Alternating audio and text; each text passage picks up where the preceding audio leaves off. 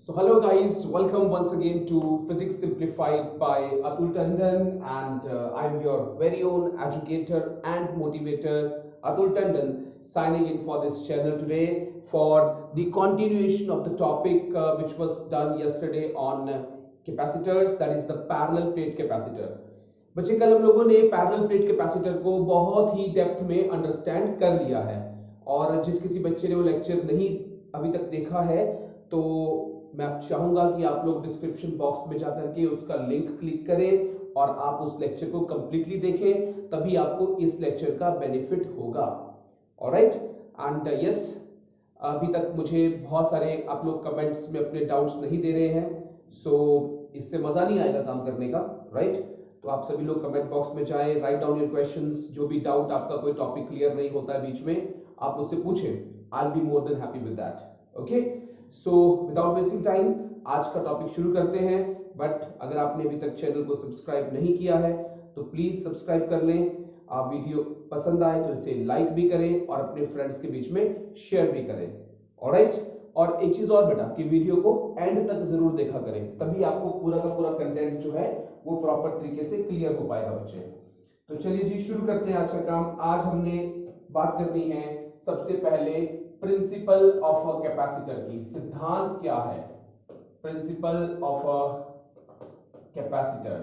असलियत में ये सिद्धांत दिया ही गया है पैरेलल प्लेट कैपेसिटर के लिए, है ना। वैसे तो हम कहते हैं कि कोई भी कंडक्टर एक कैपेसिटर ही होता है, बिकॉज वो चार्ज को स्टोर कर सकता है। लेकिन ऐसा कंडक्टर जो चार्ज को स्टोर तो कर सकता है, लेकिन आवश्यकता पड़ने पर उसे एक मुश्त दे नहीं सकता, उसका कोई बेनिफिट नहीं है बेटा। बिकॉज अल्टीमेटली मैंने कहा था कि capacitor is a device which can store charge and can deliver the whole charge or the whole energy at once suddenly whenever required। ठीक है, तो अब हमने समझना है कि हम कैसे कैपेसिटेंस को इंक्रीज करें, और जहां तक तो एनर्जी को कन्फाइन करने की बात है वो तो पैरेलल प्लेट कैपेसिटर कर ही देता है, जैसा कि मैंने आपको लास्ट लेक्चर में बताया है बेटा। तो एक काम करते हैं कि एक प्लेट लेते हैं बेटा हम लोग। Let us take a plate and this is a metallic plate, right? बताया था आप लोगों को मैंने कि कैसी प्लेट होती है, बोलो ये this is a metallic plate. और इस मेटलिक प्लेट को मैंने अर्थ से इंसुलेट कर दिया,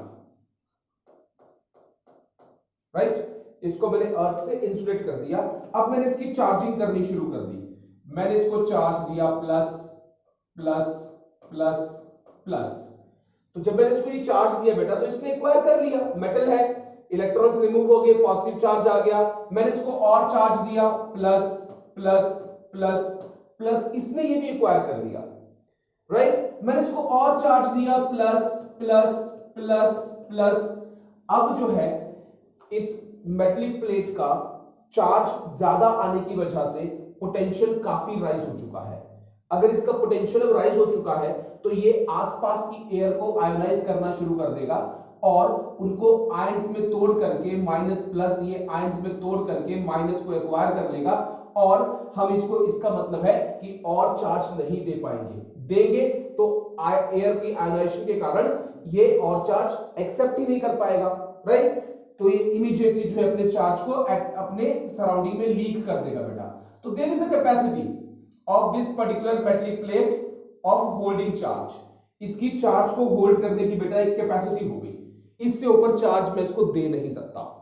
और मैंने आपको कारण बताया कि क्यों इसके ऊपर चार्ज मैं इसको दे नहीं सकता, क्योंकि इसके बाद कोई भी चार्ज इसको दिया जाएगा तो ये उस चार्ज को एटमॉस्फेयर में लीक कर देगा कोरोना डिस्चार्ज की वजह से। अब सीधी सी बात है, जब पूरा पेट भरा हुआ है, फुल वॉल्यूम आपका अंदर फुल हो चुका है, उसके बाद भी खाना खाओगे तो क्या होगा बताने की जरूरत नहीं है ना, वो उल्टी के तौर पे बाहर आ जाएगा। तो इसका फुल कैपेसिटी भी हो चुका है, ये भी एक कैपेसिटर है। इट इज जस्ट दैट कि मैं चाहता हूं कोई ऐसा अरेंजमेंट करना जिससे मैं इसी कैपेसिटर के ऊपर और चार्ज दे सकूं। ऐसा करने के लिए हम लोगों ने क्या करा, हमने इसके सामने एक और अनचार्ज प्लेट लाई। हमने एक और क्या किया बेटा, इसकी सामने एक अनचार्ज प्लेट लाई। इस अनचार्ज प्लेट के लेफ्ट एंड पे नेगेटिव चार्ज आ गया और इसके राइट एंड पे पॉजिटिव चार्ज आ गया because of the induction. Induction की वजह से इसके लेफ्ट एंड पे नेगेटिव और राइट एंड पे क्या चार्ज आ गया बेटा, पॉजिटिव आ गया। ये डिस्टेंस d है इन प्लेट्स के बीच में, और प्लेट्स का एरिया मैंने ले लिया है यहाँ पे बराबर, जो कि मैंने आपको लास्ट लेक्चर में भी बताया है कि क्यों लिया जाता है। ठीक है, अब देखो बेटा क्या हुआ कि इस नेगेटिव चार्ज ने कोशिश की पोटेंशियल को कम करने की, इसने इसके पोटेंशियल को कम करने की कोशिश की। पोटेंशियल एक स्केलर फिजिकल क्वांटिटी है, डायरेक्टली ऐड सब्ट्रैक्ट होता है। पॉजिटिव चार्ज ने पोटेंशियल बढ़ाया, नेगेटिव ने पोटेंशियल कम कर दिया। इसने तो पोटेंशियल को कम करने का प्रयास किया, लेकिन इस तरफ पॉजिटिव है जो कि बहुत दूर नहीं है, इसने पोटेंशियल को इंक्रीज कर दिया इस प्लेट के फिर से। तो अल्टीमेटली इस प्लेट के पोटेंशियल पे फर्क तो पड़ा, थोड़ा सा तो इसका पोटेंशियल रिड्यूस हुआ, और थोड़ा सा रिड्यूस हुआ मतलब इसने आसपास की एयर को आयनाइज करना थोड़ा कम कर दिया। तो अब थोड़ा चार्ज मैं इसको और दे सकता हूं, लेकिन वो थोड़े से बात नहीं बनेगी, हमें इसको बहुत ज्यादा चार्ज और देना है सो दैट इसकी कैपेसिटी बढ़ जाए चार्ज को होल्ड करने की।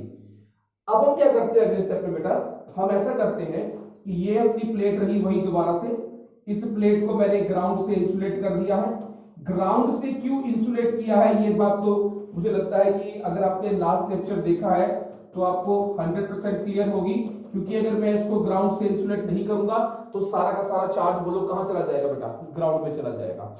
उसके बाद मैंने इसके सामने एक और प्लेट ली, ये जो मैंने सामने इसके प्लेट ली एक बार फिर से, और मैंने इस प्लेट का को अर्थ कर दिया। यहां भी मैंने इसका अर्थिंग का साइन लगाया हुआ था, लेकिन मैंने ये स्विच जो है ये ओपन रखा हुआ था। इसका मतलब ये प्लेट अभी अर्थड नहीं थी, लेकिन अब ये प्लेट मैंने क्या कर दी है बेटा, अर्थ कर दी है। तो इसके प्लेट के इस तरफ तो नेगेटिव चार्ज इंड्यूस होना है इस प्लस की वजह से, लेकिन प्लेट के इस तरफ में फार्दर साइड का जो पॉजिटिव चार्ज है वो कहां चला जाएगा, वो चला जाएगा अर्थ में बेटा। ये अर्थ का कितना पोटेंशियल होता है, 0 वोल्ट पोटेंशियल होता है। अब क्या है कि ये नेगेटिव चार्ज जो है इस सामने वाली प्लेट के पोटेंशियल को बहुत ज्यादा अमाउंट से रिड्यूस कर देता है। इसका मतलब ये हुआ इस पे अभी भी क्यू चार्ज है, इस पे अभी भी क्यू चार्ज है, राइट। लेकिन इस सामने वाली जो प्लेट है उसका पॉजिटिव चार्ज जब मैंने अर्थ के लिए फ्लो करवा दिया बेटा, उसके बाद इस पे सिर्फ नेगेटिव चार्ज बच गया। जो नेगेटिव चार्ज इस पे बच गया उसने पोटेंशियल को रिड्यूस कर दिया है बाय अ लार्ज अमाउंट। ये नेगेटिव चार्ज कितना होगा, ये माइनस क्यू के बराबर ही होगा, जितना पॉजिटिव है उसने नेगेटिव अपना खींच लिया, ठीक है ना। अब इसका पोटेंशियल जो है वो लार्ज अमाउंट से रिड्यूस हो गया, और मैं जानता हूं कैपेसिटेंस क्या होती है, Q अपॉन V होती है, राइट। अगर चार्ज मेरे पास सेम रहता है और पोटेंशियल मेरे पास रिड्यूस हो जाता है, reduced by a large amount, not just reduced but reduced by a large amount, तो क्या मैंने इसकी कैपेसिटी को इंक्रीज कर दिया, yes.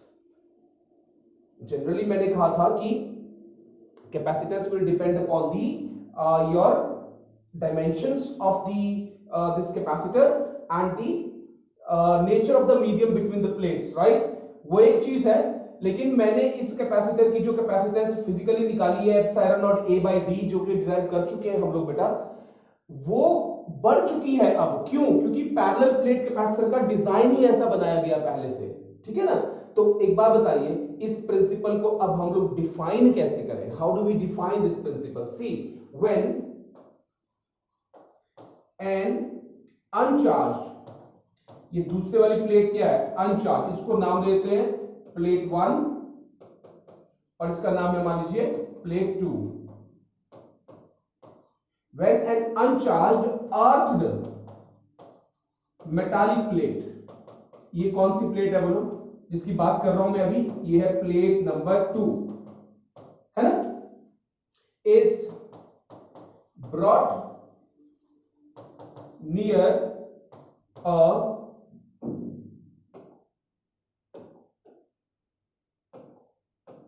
near an insulated charged metallic plate,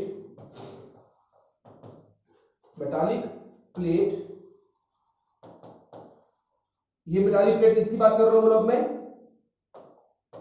plate 1, right. The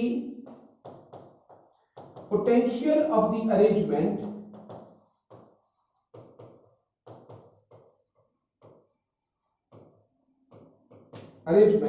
is reduced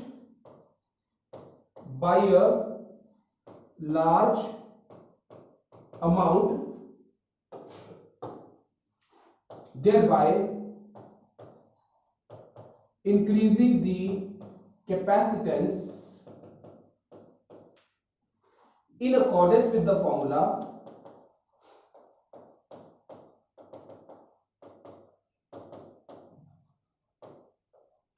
C is equal to Q divided by V.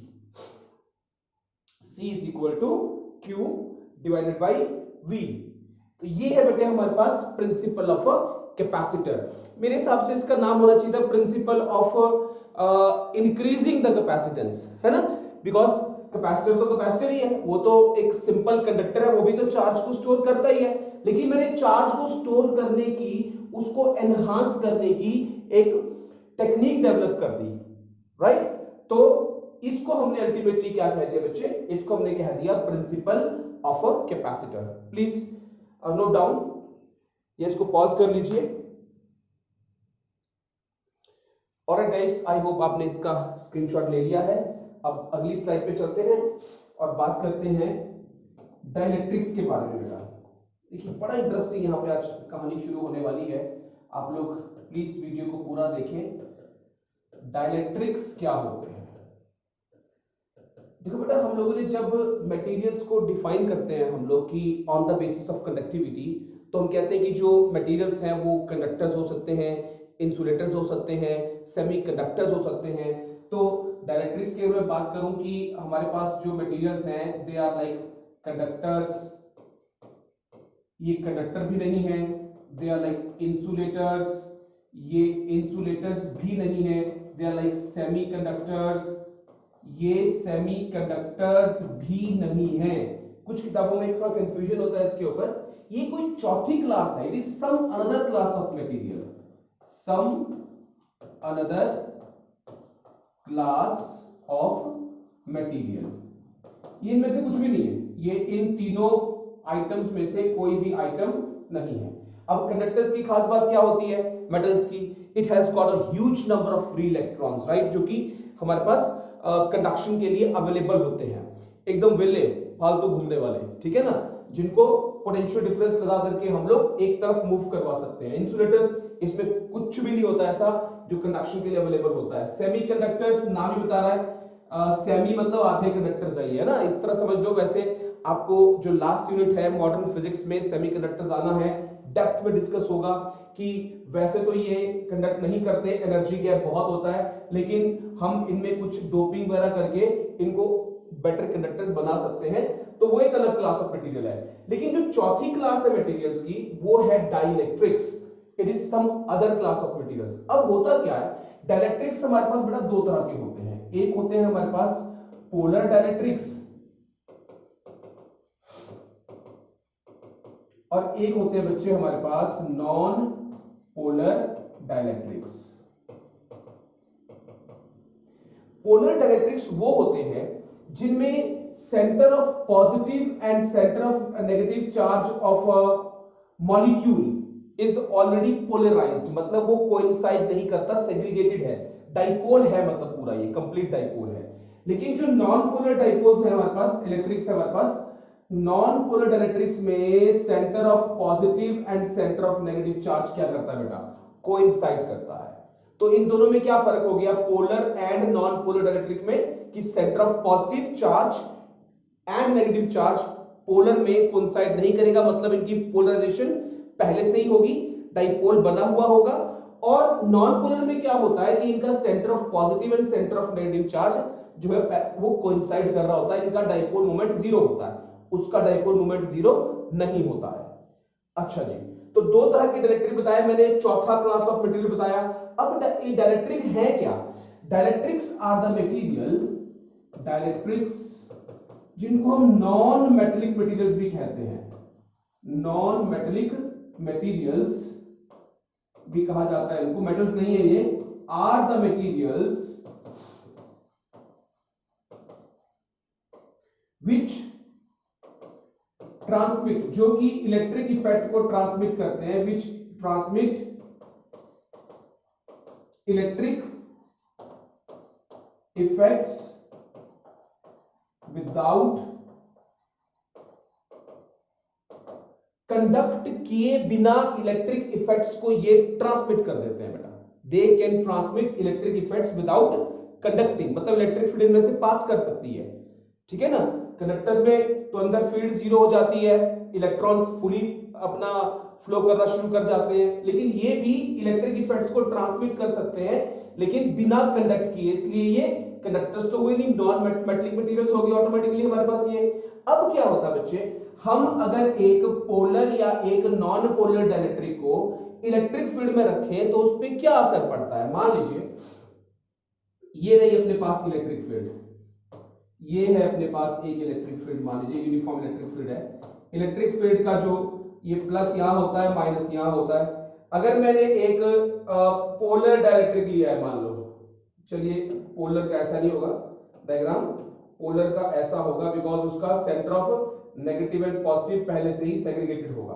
अगर मैं ऐसे को डाल दूं इसके अंदर तो इस पे देखो क्या असर होता है बेटा, इसके डाइपोल जो है थोड़े से और खुल जाते हैं, ये माइनस और ये प्लस, बिकॉज नेगेटिव चार्ज को इलेक्ट्रिक फील्ड की अपोजिट फोर्स लगती है और पॉजिटिव चार्ज को इलेक्ट्रिक फील्ड की डायरेक्शन में फोर्स लगती है, तो ये हो जाता है और भी ज्यादा पोलराइज। ये पहले से ही पोलराइज्ड है लेकिन इसको इलेक्ट्रिक फील्ड में रखने पे क्या होगा बेटा, it will become even more polarised.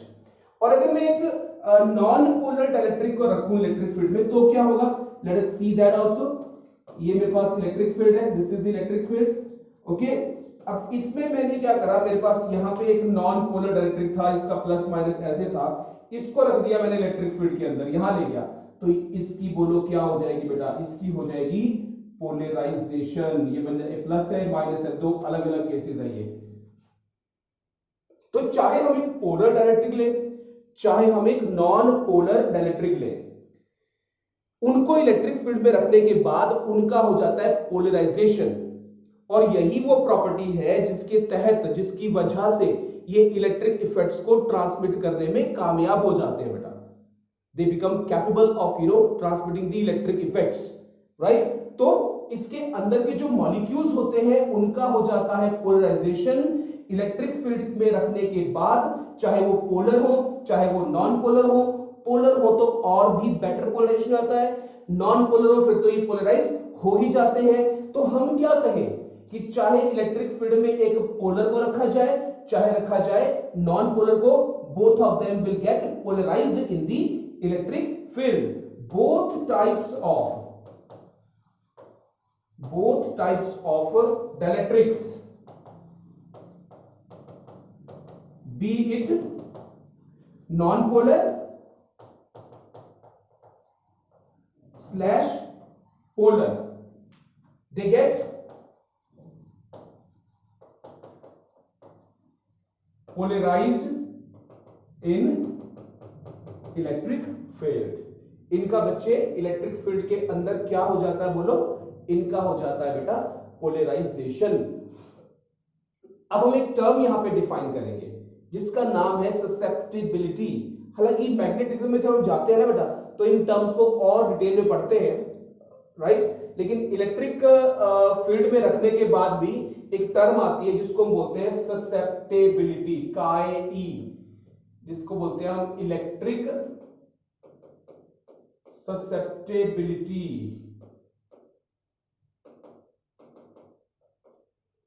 ये टर्म क्या है? It shows how easily a dielectric can be polarized in electric field। अब सारे के सारे जो हैं वो थोड़ा सा इसको ऊपर कर देता हूं मैं देखने के लिए आप लोगों को, है ना, दिख गया। It shows how easily a dielectric can be polarized in electric field। अब देखिए मटेरियल है भाई, अपनी अपनी प्रॉपर्टी है मटेरियल की, है ना। कुछ मटेरियल्स ऐसे होंगे, डाइलेक्ट्रिक होंगे, उनको इलेक्ट्रिक फील्ड में रखने के बाद वो बहुत आसानी से पोलराइज हो जाएगी बेटा, और कुछ मटेरियल्स ऐसे होंगे जो इतने अच्छी तरह से पोलराइज नहीं होंगे। तो जो मटेरियल की ससेप्टेबिलिटी अच्छी है, इसका मतलब ये हुआ कि उस मटेरियल को इलेक्ट्रिक फील्ड में रख करके पोलराइज करना कंपैरेटिवली आसान है, उसमें से इलेक्ट्रिक इफेक्ट्स को ट्रांसमिट करना कंपैरेटिवली आसान है, ऐसा हम बोल सकते हैं। इस शब्द को जो मैंने टेढ़ा मेढ़ा एक्स लिखा है ना, इसको बोलते हैं काय, CHI, है ना, काय ई, ससेप्टेबिलिटी, राइट बच्चे। तो ये हमने एक बात समझी कि हमारे पास डाइलेक्ट्रिक्स जो है ना तो सेमीकंडक्टर्स है, ना कंडक्टर्स है, ना इंसुलेटर्स है, ये एक डिफरेंट क्लास ऑफ मटेरियल है, और ये इलेक्ट्रिक इफेक्ट्स को ट्रांसमिट कर सकते हैं। ये दो तरह के हो सकते हैं, एक पोलर, एक नॉन पोलर। चाहे पोलर हो चाहे नॉन पोलर हो, उनको इलेक्ट्रिक फील्ड में रखने पे इनका हो जाता है पोलराइजेशन, मतलब डाइपोल मोमेंट इनका नेट निकल के आता है, centre of positive and center of negative charge जो बेटा वो सेग्रीगेट हो जाता है, चाहे पोलर का हो चाहे नॉन पोलर। फर्क सिर्फ इतना है कि जो नॉन पोलर होगा ना उसका सेग्रीगेट होगा, और जो पोलर होगा ना उसका और खिंच जाएगा, और कोई फर्क नहीं है, ठीक है ना। तो ये हमारी एक कहानी हुई, प्लीज इसको आप लोग एक बार नोट डाउन कर लीजिए। और जो ऊपरी टर्म लिखी है शायद कैमरे में नहीं आ रही है, तो मैं थोड़ा कैमरा उठा देता हूं, आप लोग अब ले लीजिए इसका screenshot. Alright guys, let us move on. अब डाइलेक्ट्रिक्स जो होते हैं, अभी डाइलेक्ट्रिक मटेरियल क्या होते हैं वो बता रहा हूं आप लोगों को ना। डाइलेक्ट्रिक्स जो होते हैं हमारे पास वो हो सकते हैं तीन तरह की क्लासिफिकेशन, सॉलिड डाइलेक्ट्रिक्स जैसे कि माइका, जैसे कि ग्लास, जैसे कि पेपर, जैसे कि सेरामिक, ये डाइलेक्ट्रिक मटेरियल जो कि सॉलिड में है, right. Then we have dielectric liquid. Liquid में मेरे दिमाग में जो एग्जांपल आ रहा है वो है एक ही डिस्टिल्ड वाटर, बाकी आप गूगल कर सकते हैं, देख सकते हैं। तीसरा मेरे पास आता है बेटा डाइलेक्ट्रिक गैस, डाइलेक्ट्रिक गैस। तो ड्राई एयर हो गया,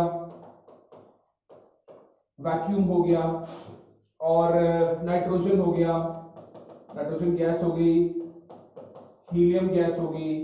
ये सारे किसके एग्जांपल्स हैं? ये सारे हैं हमारे पास डाइलेक्ट्रिक्स के एग्जांपल्स। सॉलिड भी हो सकते हैं मटेरियल, लिक्विड भी हो सकते हैं मटेरियल, और ये मटेरियल बेटा गैस की फॉर्म में भी एग्जिस्ट कर सकते हैं। वैक्यूम एक ऐसा डाइलेक्ट्रिक है जिसको हम परफेक्ट डाइलेक्ट्रिक बोल सकते हैं, मतलब इसका ब्रेकडाउन नहीं हो सकता। आप बोलो सर ब्रेकडाउन क्या नई बला आ गई है ना, तो अभी आएगा बेटा, थोड़ा सा वेट कीजिए आप लोग, है ना। तो इसको आप लोग एक बार नोट डाउन कर लें। चलिए जी आगे चलते हैं, डाइलेक्ट्रिक को इलेक्ट्रोस्टैटिक फील्ड में रख के देखते हैं क्या होता है।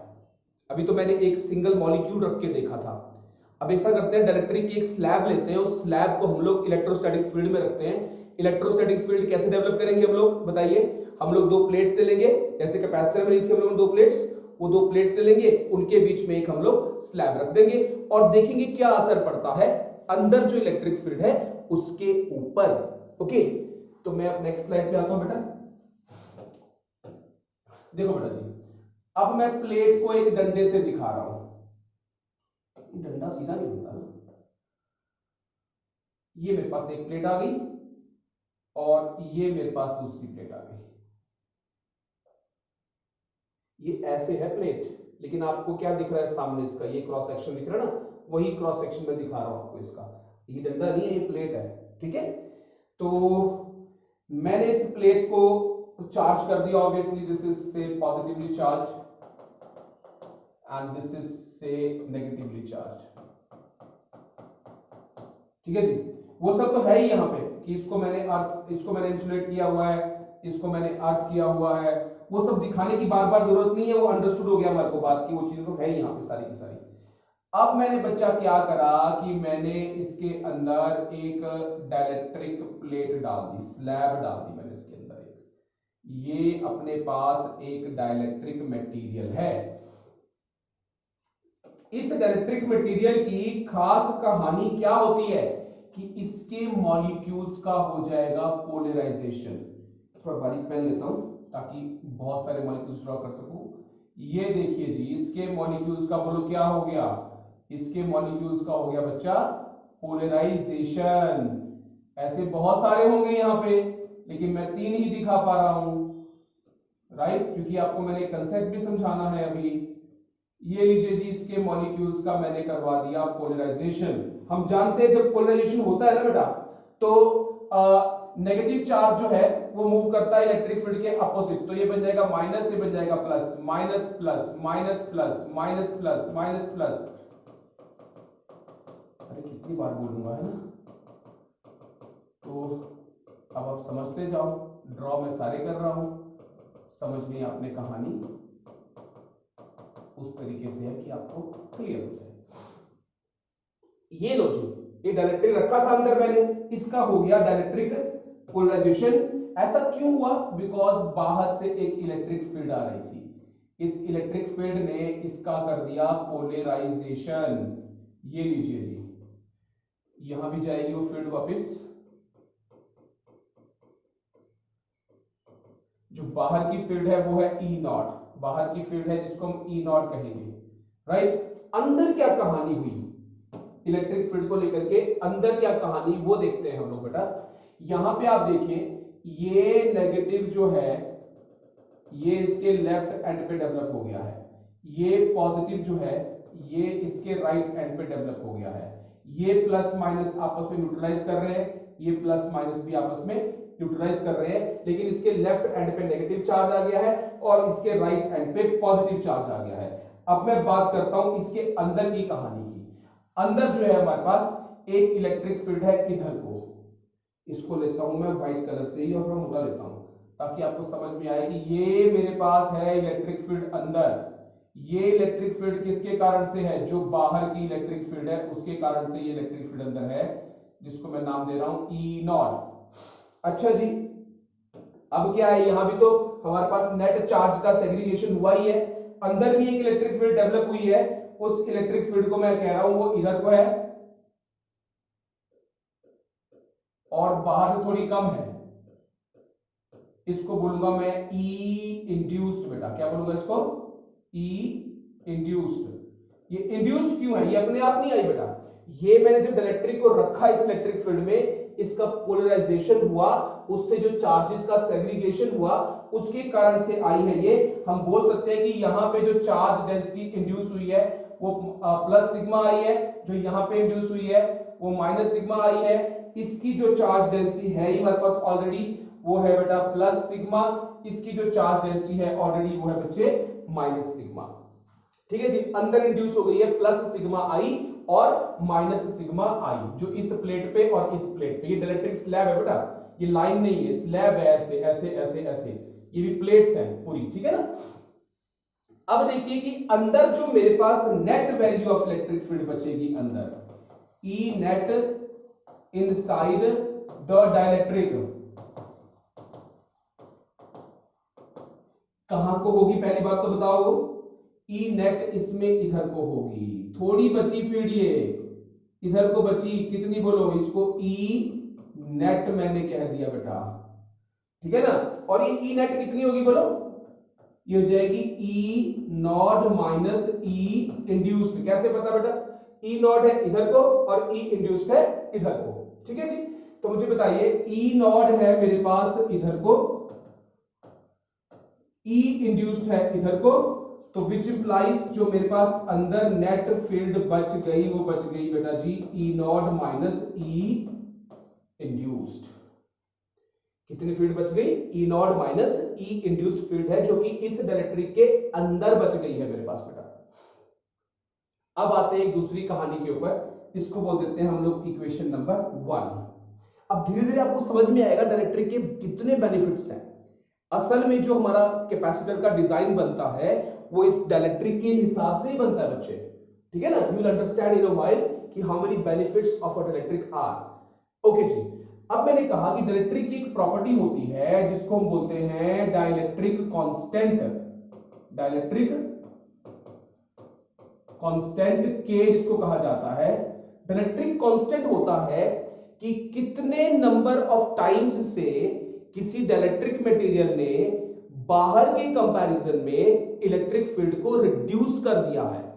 मतलब अगर मैं देखूं इसके अंदर की जो इलेक्ट्रिक फील्ड है वो बन जाती है E naught divided by K, where this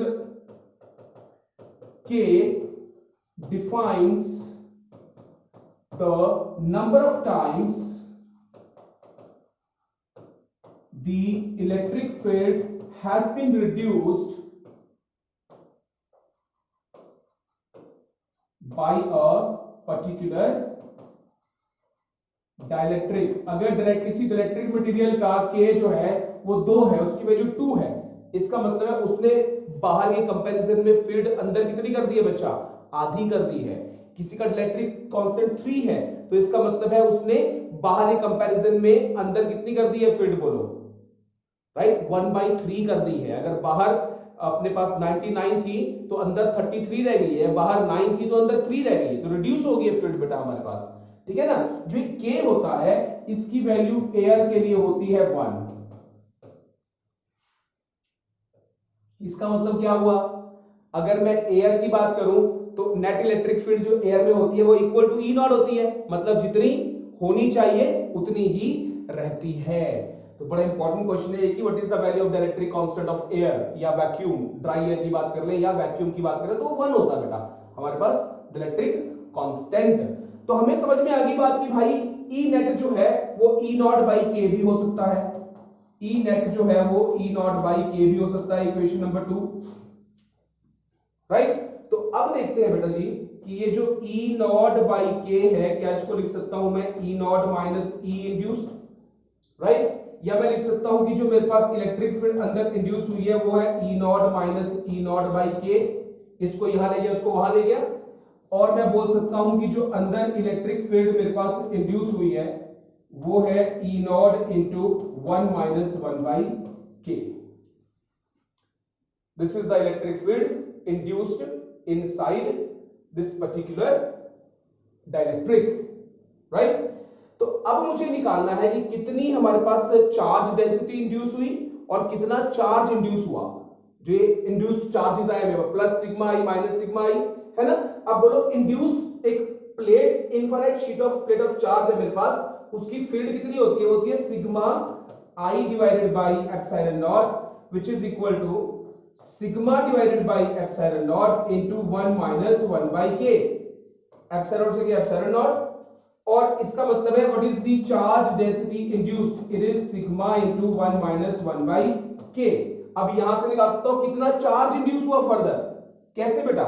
charge density क्या होती है बोलो? वो होती है charge induced by area, charge by area into 1 minus 1 by के, जिसका फाइनल आंसर मैं यहां लिख रहा हूं, और लिख रहा हूं कि चार्ज इंड्यूस्ड आएगा चार्ज इंटू 1 माइनस 1 बाय के। This much is the charge induced. Now all these formulas are very very important. This is the electric field induced inside the electric, this is the charge density induced inside the electric, and this is the charge induced inside the dielectric. Alright guys, I think आपने इसको pause करके note down कर लिया है पूरी कहानी को। तो जो बात मैं आपको भी एक बार फिर समझाता हूं बेटा पूरी कहानी को कि भाई डाइलेक्ट्रिक के अंदर क्या कहानी होती है। डाइलेक्ट्रिक के अंदर इलेक्ट्रिक फील्ड इंड्यूस अलग से हो जाती है, एक इंड्यूस का डायरेक्शन यहां होता है, एक बाहर से होती है इधर को, तो इधर को ही रहती है फील्ड, ऐसा नहीं कि डायरेक्शन चेंज होगी, फील्ड की ओरिजिनल डायरेक्शन वही रहती है लेकिन उसकी वैल्यू रिड्यूस हो जाती है बेटा। तो नेट इलेक्ट्रिक फील्ड अंदर जो है कम हो जाती है। अगर फील्ड कम हो जाएगी ना बेटा तो पोटेंशियल डिफरेंस भी कम हो जाएगा। डेल्टा वी क्या होता है बोलो? इलेक्ट्रिक फील्ड इनटू डिस्टेंस होता है दो प्लेट्स के बीच का, तो वो पोटेंशियल डिफरेंस भी रिड्यूस हो जाएगा। और पोटेंशियल डिफरेंस को रिड्यूस करके ही तो हम लोग चार्ज को सेम रखते हुए कैपेसिटेंस को बढ़ा सकते हैं, because what is capacitance? Q by delta we. अगर डेल्टा वी को मैं रिड्यूस कर दूं और चार्ज को उतना ही रखूं तो चार्ज को उतना ही रखते हुए डेल्टा वी को रिड्यूस करने से कैपेसिटेंस बढ़ जाती है, राइट। तो डाइलेक्ट्रिक कांस्टेंट क्या चीज है और अंदर कितनी इलेक्ट्रिक फील्ड इंड्यूस हुई, अंदर कितना सरफेस चार्ज डेंसिटी इंड्यूस हुई, अंदर कितना चार्ज इंड्यूस हुआ, उस सब चीज के बारे में मैंने आपसे बात कर ली है। अब अगली कहानी पे बेटा हम लोग आते हैं। देखिए मान लीजिए कि अपने पास ये एक प्लेट ऑफ चार्ज है, ये एक दूसरी प्लेट ऑफ चार्ज है, राइट। मैंने इसको प्लस प्लस दिया, इसको मैंने माइनस माइनस दिया, राइट। एक प्लस को इसके अंदर फील्ड है, इलेक्ट्रिक फील्ड है, हम सभी जानते हैं। इस पर्टिकुलर प्लेट पे फोर्स लगती है इधर को, और इस पर्टिकुलर प्लेट पे फोर्स लगती है इधर को। ये है प्लेट 1, ये है प्लेट 2, और ये है फोर्स ऑन 1 बिकॉज ऑफ 2, ये है फोर्स ऑन 2 बिकॉज ऑफ 1। इसकी है चार्ज डेंसिटी सिग्मा, इसकी है माइनस सिग्मा, ठीक है जी। अब मुझे बताइए वो फोर्स की वैल्यू हम लोगों ने कल निकाली थी, force was q square upon 2a epsilon naught, और ये अट्रैक्टिव है फोर्स। अब मैं आपको बताने वाला हूं कि बेनिफिट्स क्या है हमारे पास, किसके बेनिफिट्स की बात करने वाला हूं मैं अब आपके पास यहां पे। डाइलेक्ट्रिक,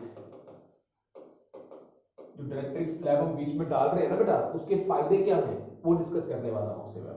देखो बेटा, अगर मैं दो प्लेट्स लेता हूं जिनके बीच में एयर है, तो उन दो प्लेट्स को अगर मैं छोड़ दूं खुला, तो उनमें इलेक्ट्रोस्टैटिक फोर्स ऑफ अट्रैक्शन लगती है, जिससे कि वो प्लेट्स आपस में चिपक जानी चाहिए।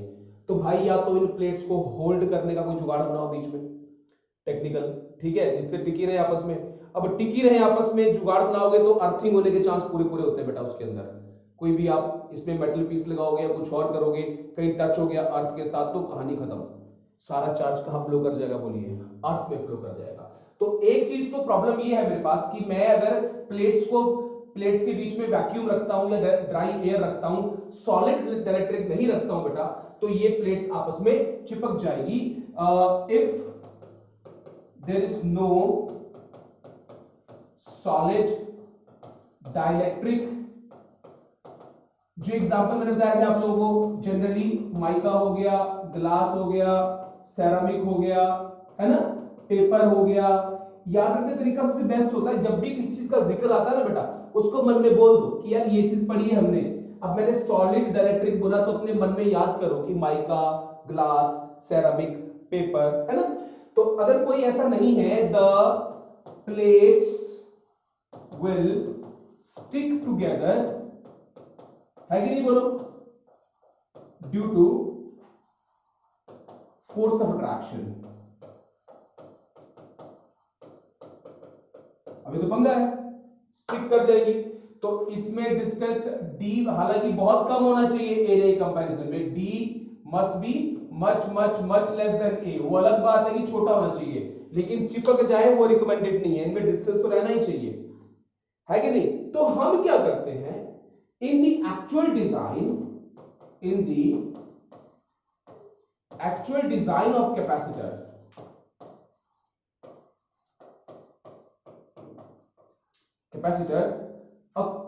a metal coating is done on the either side of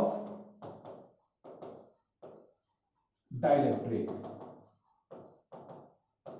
अब देखिए जी, हमने कहानी ही पलट दी, जज्बात बदल दिए, ध्यान में, जज्बात बदल दिए। चलिए एनीवेज, ये रहा मेरे पास, मान लीजिए एक डाइलेक्ट्रिक मटेरियल। हम लोग क्या कर रहे थे, पहले ऐसी स्लैब होती है इसके ना, हम लोग पहले क्या कर रहे थे, एक प्लेट ले रहे थे, दूसरी प्लेट ले रहे थे, उसके बीच में फिल कर रहे थे। कहा ऐसा मत करो, कह रहा डाइलेक्ट्रिक मटेरियल लो ऐसा, ठीक है, इसके इस तरफ भी मेटल की कोटिंग कर दो और इसके इस तरफ भी मेटल की कोटिंग कर दो। अब ये है सॉलिड पीस, इन दोनों मेटल की प्लेट्स के कोटिंग होगी तो प्लेट बन गई बेटा। हो यहां कोटिंग करेंगे तो प्लेट बन जाएगी मेटल की पूरी। वो जब वो प्लेट बन गई, यहां भी प्लेट, यहां भी प्लेट, बीच में डाइलेक्ट्रिक मटेरियल, डी बहुत कम, अच्छी खासी कैपेसिटेंस मिल जाएगी आपको, और दूसरा स्टेबिलिटी आ जाएगी सिस्टम में, ठीक है ना। In the actual design of capacitor a metal coating is done on the either side of dielectric, जिससे कि दो मेटलिक प्लेट्स हमें मिल गई। मोreover which provides stability to the capacitor, जो कि हम एक देख रहे थे कि अगर मैंने इसको बिना सॉलिड डाइलेक्ट्रिक के रख दिया ऐसे ही तो ये प्लेट्स आपस में चिपक जाएगी और कैपेसिटर को स्टेबिलिटी नहीं मिल पाएगी। ये एक सबसे बड़ा बेनिफिट जो मैं आपको बता रहा हूं यहां पे ये है। अच्छा जी, अब हम इसके दूसरे बेनिफिट पे आते हैं, इंपॉर्टेंट बेनिफिट पे। तो हमने कैसा डिजाइन बनाया बेटा, हमने क्या करा कि हमने ये ले लिया डाइलेक्ट्रिक मटेरियल। एक्चुअल में अंदर का पूरा स्पेस जो है ये डाइलेक्ट्रिक मटेरियल है, और लीजिए मैंने साइडों में इसकी कोटिंग कर दी मेटल की, ये लो दिस इज मेटल कोटिंग। तो एक्चुअल में दो मेटल प्लेट्स के बीच का सारा स्पेस ही फिलअप हो जाता है किसके साथ बोलो, डाइलेक्ट्रिक के साथ। ऐसा नहीं करते हम लोग कि थोड़ा डाइलेक्ट्रिक डाला बीच में और फिर स्पेस खाली रखा, नहीं, जनरली हम लोग पूरा ही सॉलिड मटेरियल जो है बीच में डाल देते हैं। तो दो प्लेट्स लेनी, उनके बीच में डाइलेक्ट्रिक रखना, उससे बेटर है एक डाइलेक्ट्रिक लेना, उसके दोनों तरफ मेटल की कोटिंग कर देनी, ठीक है ना। अब देखिए क्या हो रहा है यहां पे, जब मैं ऐसी कोटिंग कर देता हूं, सेकंड बेनिफिट की बात कर रहा हूं बेटा, जब मैं, चलो एक बार दोबारा कर लेते हैं ना, प्रैक्टिस हो जाएगी आपकी भी और मेरी भी। ये रहा मेरे पास हमारा अपन डाइलेक्ट्रिक, लीजिए जी, इसको मैंने मेटल से कोट कर दिया, थोड़ा मोटा लेते हैं उसको ना ताकि बढ़िया कोटिंग निकल गया है ना। ये लीजिए जी, इसको मैंने मेटल से इसकी मैंने कोटिंग कर दी, मोटा क्यों हुआ ये, लीजिए जी मैंने इसकी मेटल से कोटिंग कर दी है। मेरे हाथ कांप रहे हैं, जब स्लो चलाते हैं ना तो हाथ बड़े कांपते हैं। ये लो भाई, ये लो जी मैंने कोटिंग कर दी इसकी, मेटल कोटिंग कर दी दोनों तरफ के लिए। अब अंदर क्या कहानी है, अंदर जो मेरे पास इलेक्ट्रिक फील्ड है क्या वो ई नॉट के बराबर है, नहीं ना। अंदर जो मेरे पास नेट इलेक्ट्रिक फील्ड है वो आपको बताया था मैंने, बाहर के कंपैरिजन में 1/k टाइम्स है, राइट। तो पोटेंशियल डिफरेंस जो इन दोनों प्लेट्स के बीच में होगा वो होता था पहले ई नॉट इंटू डी, जब मैंने पैरेलल प्लेट कैपेसिटर बताया था आप लोगों को। लेकिन यहां पे वो पोटेंशियल डिफरेंस क्या बन जाएगा बेटा, ये ई नॉट की जगह मेरे पास बोलो यहां पे क्या आ जाएगा बोलो बेटा, वो आ जाएगा ई नेट इंटू डी।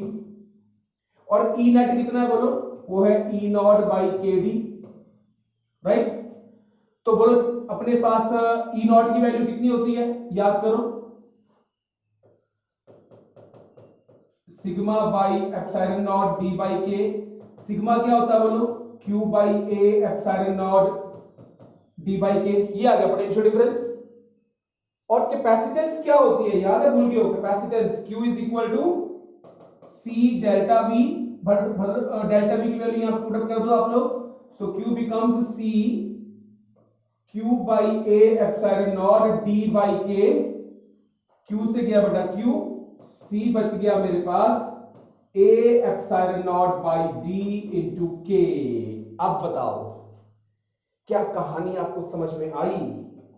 देखिए ए एप्सिलॉन नॉट डी जो कैपेसिटेंस थी, ये थी capacitance with air in between the plates of the capacitor, और मेरी अब कितनी आ रही है, अब आ रही है ए एप्सिलॉन नॉट डी बाई के।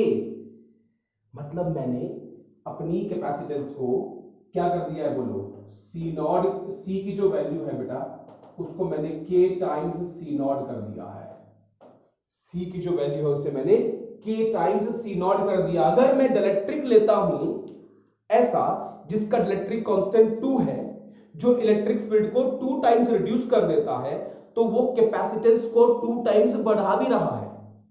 तो देखो एक तो मैंने एयर कैपेसिटर लिया पहले, उसको अर्थ वर्थ करके उसकी कैपेसिटेंस बढ़ा दी, पहले मेटल प्लेट ली, मेटल प्लेट की कैपेसिटेंस देख ली कितनी है, उसके सामने एक अनचार्ज्ड अर्थ मेटेलिक प्लेट लाई, फिर कैपेसिटेंस बढ़ गई, फिर उसके बीच में डाइलेक्ट्रिक डाल दिया, उससे मैंने कैपेसिटेंस को और बढ़ा दिया बेटा, ठीक है ना। तो दूसरा बेनिफिट हमारे को क्या मिला डाइलेक्ट्रिक डालने का बेटा, कि इसकी वजह से हमारे पास कैपेसिटेंस जो है वो के टाइम्स हो जाती है बेटा, कितनी हो जाती है, के टाइम्स। इस बात को नोट कीजिए, वेरी वेरी इंपॉर्टेंट।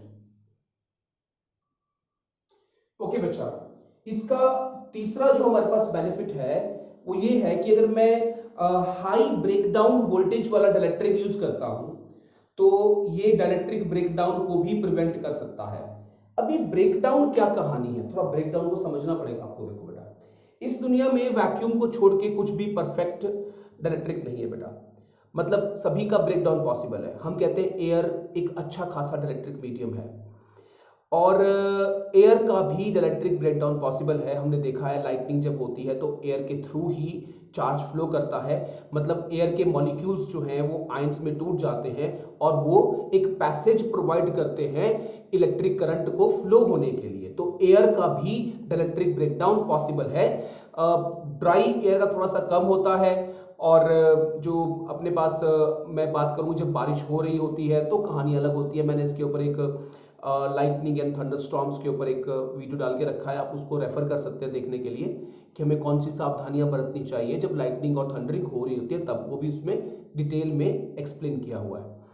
तो बच्चा, अब अगर मैं कहूं कि डाइलेक्ट्रिक ब्रेकडाउन, मैं नहीं चाहता कि इसका डाइलेक्ट्रिक ब्रेकडाउन हो जाए, बिकॉज डाइलेक्ट्रिक ब्रेकडाउन होने का मतलब है कि जो पोलराइज्ड मॉलिक्यूल्स थे, जो माइनस प्लस इस तरह से डिस्ट्रीब्यूटेड थे चार्जेस, जिसमें वो टूट जाएं और टूट करके वो उसकी डाइलेक्ट्रिक वाली प्रॉपर्टी को खत्म कर दें और कंडक्टर बन जाएं।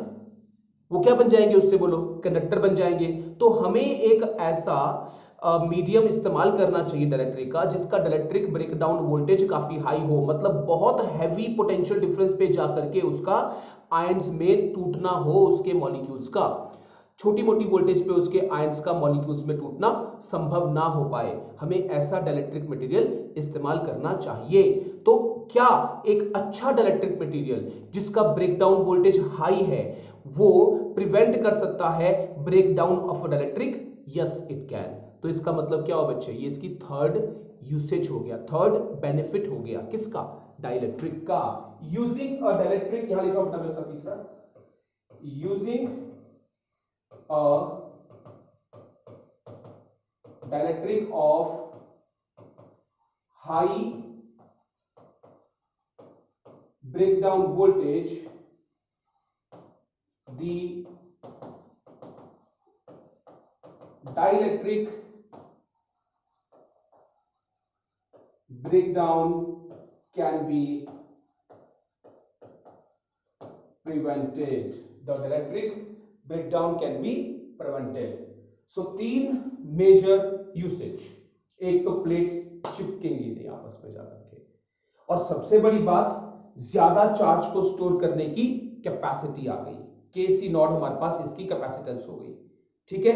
और तीसरी बात, अच्छा खासा हाई वैल्यू का जिसका डाइलेक्ट्रिक ब्रेकडाउन वोल्टेज हाई है, जल्दी जो कि आयंस में टूटता नहीं है, ऐसा इस्तेमाल करेंगे तो बच्चा हम उसको कंडक्टर बनने से रोक पाएंगे। अब देखते हैं कि अगर मैंने मान लीजिए डाइलेक्ट्रिक की बजाय बीच में कंडक्टर रख दिया होता तो क्या होता। Okay, let me, you guys can take a screenshot now. Okay, fine। तो अब देखते हैं कि मैंने कंडक्टर का बिहेवियर देखते हैं। अब हम लोग behaviour of conductor in electric field. अब अच्छा जी, मान लीजिए कि मैंने यहां पे ये अपना एक प्लेट ली, पॉजिटिवली चार्ज प्लेट, एक ली मैंने ये नेगेटिवली चार्ज प्लेट। अब इसके बीच में रख दिया मैंने एक मेटल की स्लैब। ये है मेरे पास यहां पे पॉजिटिव चार्ज, ये है मेरे पास यहां पे नेगेटिव चार्ज। वो सब कहानियां चली रही हैं, इंसुलेटिंग स्टैंड पे रखा हुआ है, इसको अर्थ किया हुआ है, ठीक है। अब देखिए, एक मेटल के अंदर सबसे बड़ी खास कहानी क्या होती है, इसके पास बहुत सारे, जितने चाहिए लोग कहते हैं कोई टेंशन नहीं है, इतने इलेक्ट्रॉन्स हैं फ्री कि जितनी रिक्वायरमेंट होती है उतने मिल जाते हैं। डाइलेक्ट्रिक में क्या दिक्कत थी कि जितने भैया पोलराइज हो पाएंगे मॉलिक्यूल साइड वाले, उसी वही इलेक्ट्रिक फील्ड को डेवलप कर पाएंगे, सारे डेवलप नहीं कर पाएंगे। लेकिन इसके पास तो खूब सारे इलेक्ट्रॉन्स हैं, इसने अपने इलेक्ट्रॉन्स यहां पे शिफ्ट कर दिए इस पॉजिटिव के इन्फ्लुएंस में, और यहां मेरे पास बच गया plus plus plus plus plus plus plus. और अंदर इलेक्ट्रिक फील्ड जीरो क्यों होती है एक कंडक्टर के, उसका भी आपको यहां पे एक्सप्लेनेशन मिलता है कि बाहर की इलेक्ट्रिक फील्ड है मान लीजिए ई नॉट, और अंदर जितनी इंड्यूस हुई वो हुई ई इंड्यूस्ड, और उस ई इंड्यूस्ड की वैल्यू भी है ई नॉट के बराबर, तो ई नेट अंदर कितनी आ जाती है, इक्वल टू 0 आ जाती है बेटा, राइट। और हम जानते हैं कुछ प्रॉपर्टीज, वो तो इलेक्ट्रिक फील्ड में देखी है हमने कि इलेक्ट्रिक फील्ड लाइंस एंटर और leave the surface of a conductor, how they enter और leave the surface of a conductor perpendicularly. इसका मतलब क्या हुआ कि जो ई नेट मैंने लिखा था डायरेक्ट्रिक के लिए which was E naught by के, यहां पे जो ये के है इसकी वैल्यू मेटल के लिए कितनी हो जाएगी, मेटल के लिए के की वैल्यू कितनी है, for metals K is equal to infinity because E net is equal to 0। मतलब कि क्या है कि मेटल्स जो होती हैं उसको डायलेक्ट्रिक के हिसाब से समझूं तो कहूंगा कि मेटल्स ऐसे डायलेक्ट्रिक हैं जो कि इलेक्ट्रिक फील्ड को इनफाइनाइट टाइम से रिड्यूस कर देते हैं, मतलब अंदर इलेक्ट्रिक फील्ड कितनी बन जाती है हमारे पास, 0 बन जाती है, ठीक है ना। तो this is how a metal behaves when it is placed in the electrostatic field, please note down.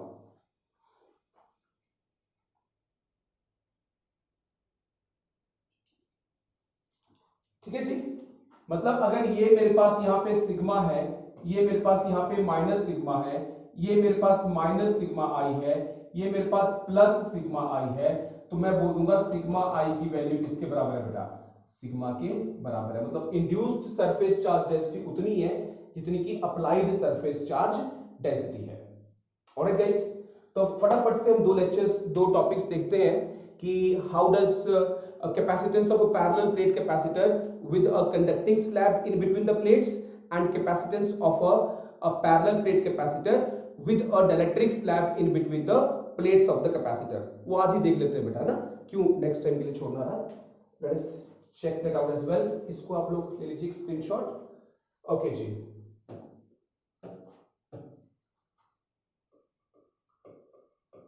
capacitance of a parallel plate capacitor with a conducting slab in between plate जिसकी थिकनेस जो है वो d से छोटी है, मतलब पूरा space fill नहीं करा इसने, है ना जी। बड़ा आसान टॉपिक है बेटा, ये बोर्ड के लिए बहुत इंपॉर्टेंट है। ये एक, ये दूसरी प्लेट और मैंने बीच में इसके डाल दिया एक कंडक्टर, ठीक है। इससे मत घबराओ कि मैंने ये क्या बनाया, ऐसे बना दिया।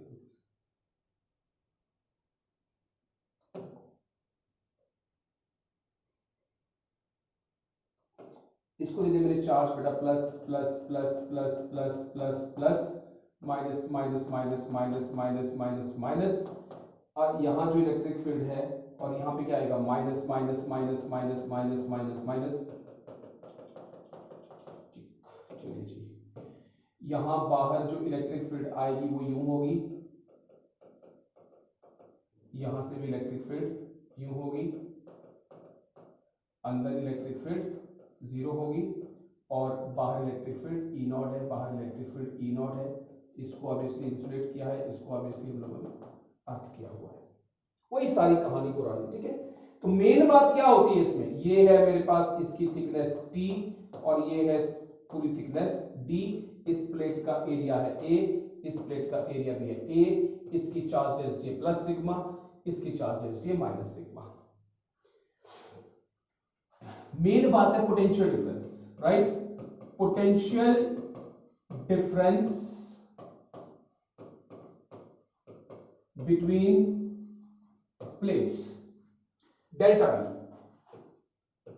वो कितना आएगा, वो आएगा E naught into D minus T. बोलो क्यों बेटा, टी थिकनेस में कोई इलेक्ट्रिक फील्ड है ही नहीं।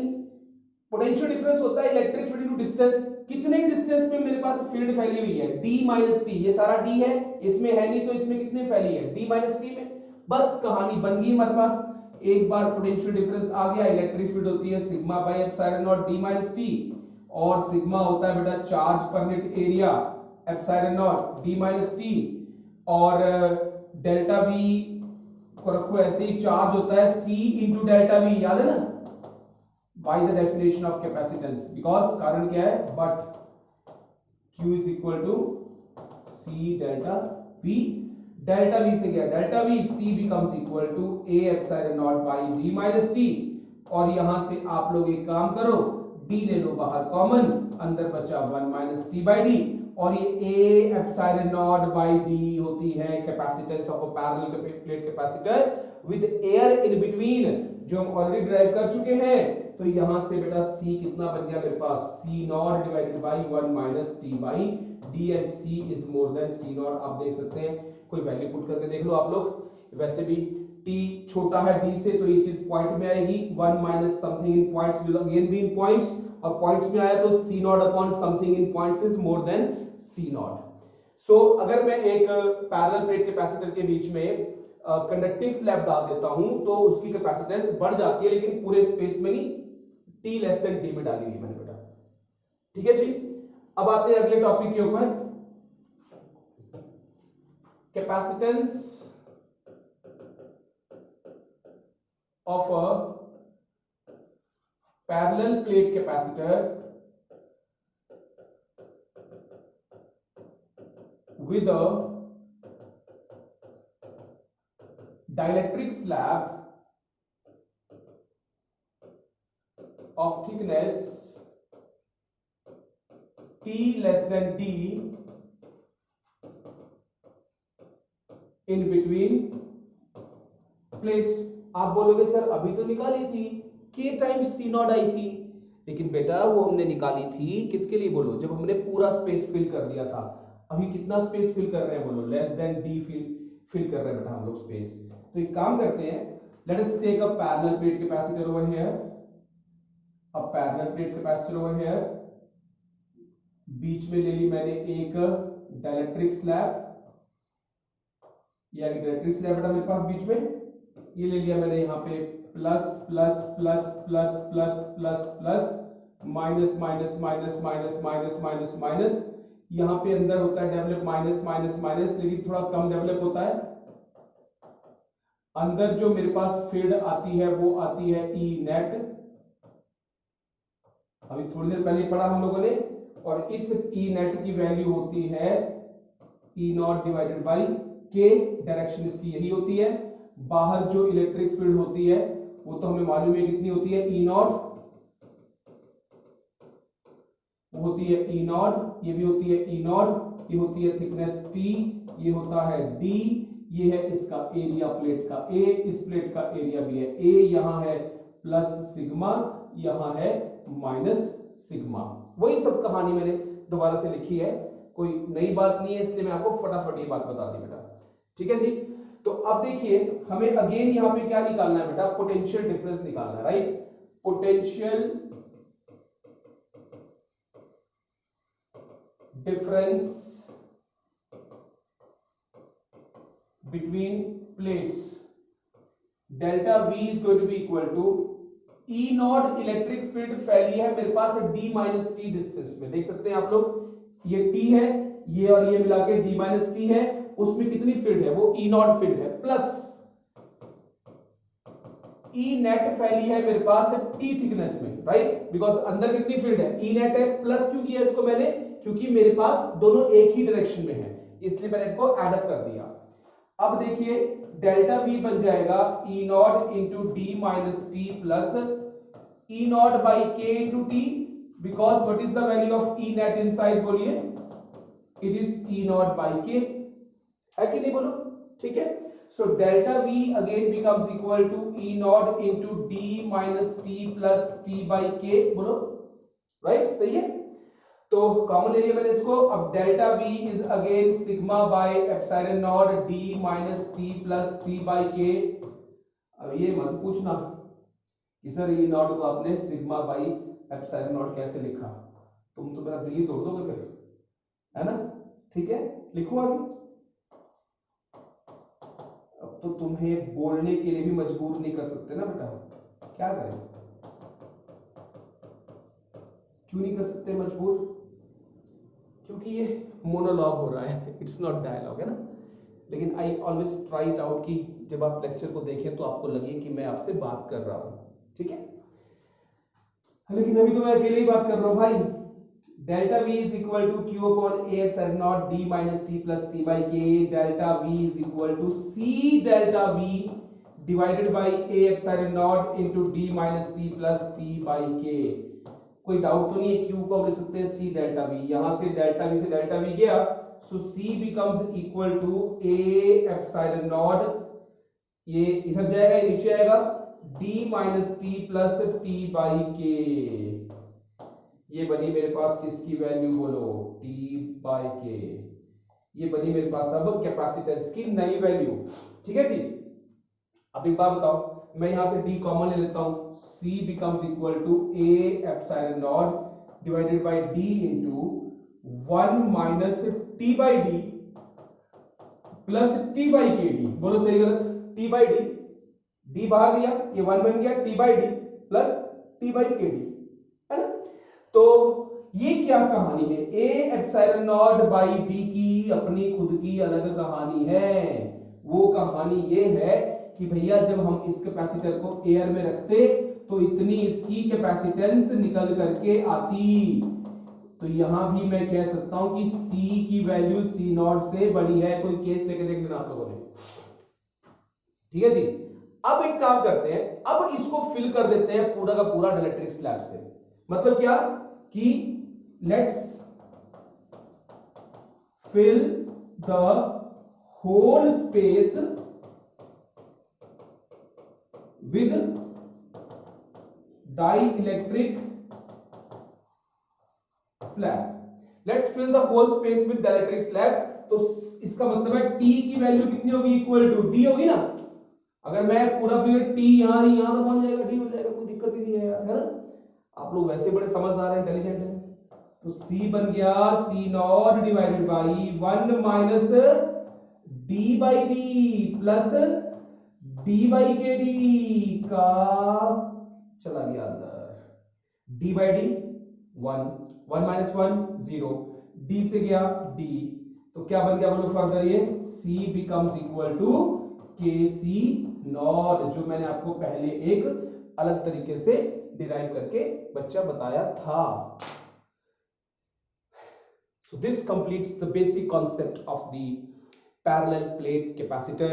अब आगे हम लोग बात करेंगे पैरेलल प्लेट कैपेसिटर्स के कॉम्बिनेशंस के बारे में, energy stored in a capacitor के बारे में, और कॉमन पोटेंशियल के बारे में, शेयरिंग ऑफ चार्जेस के बारे में। बहुत सारे अच्छे इंपॉर्टेंट कॉन्सेप्ट्स अभी इस चैप्टर में आना बाकी है। कैपेसिटेंस के नेटवर्क के साथ साथ रेजिस्टेंस के नेटवर्क्स का भी कॉन्सेप्ट जो है बेटा 90% क्लियर हो जाता है, ठीक है ना। सिर्फ फॉर्मूले उनके उल्टे होते हैं आपस में, बाकी कॉन्सेप्ट काफी हद तक वही होता है।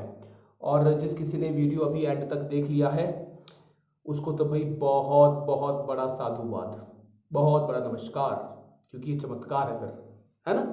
तो thank you so much guys, bye bye and take care. Will continue with the next lecture very soon.